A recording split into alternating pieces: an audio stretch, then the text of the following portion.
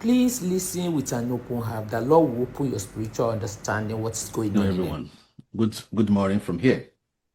You know, I know Eda Abatuke and Adeleye will be furious right now to see that caption, "Power of the Grave."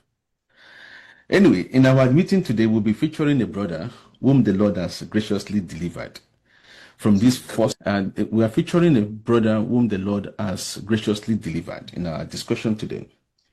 This is not just a member of this satanic church. Can you imagine? MFM member, They listen call to the what place he a said. He church, said and this satanic their church focus is on the power of the grave. Actually, this brother spoke with me last Monday, and the things he said, I thought to myself, it shouldn't be for me alone. I think it will be very instrumental to rescuing a lot of people.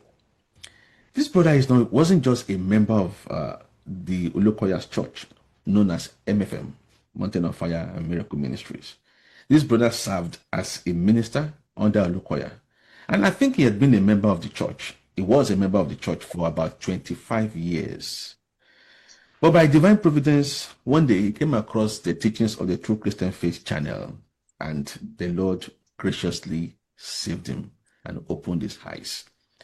And then what became, or what looked like an impossibility to people in MFM, they find it hard to work out. This brother did work out. He did not just work out.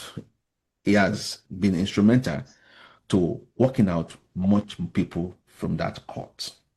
Yes, I said court, because that's a religious court. The things they do there defies what the Bible calls a church.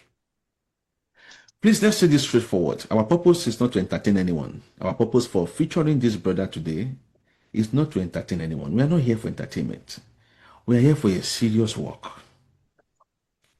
That through a session like this, many more people may call upon the Lord. Matthew 7:8 says, for everyone who asks will receive, and anyone who seek find, and to him who knocks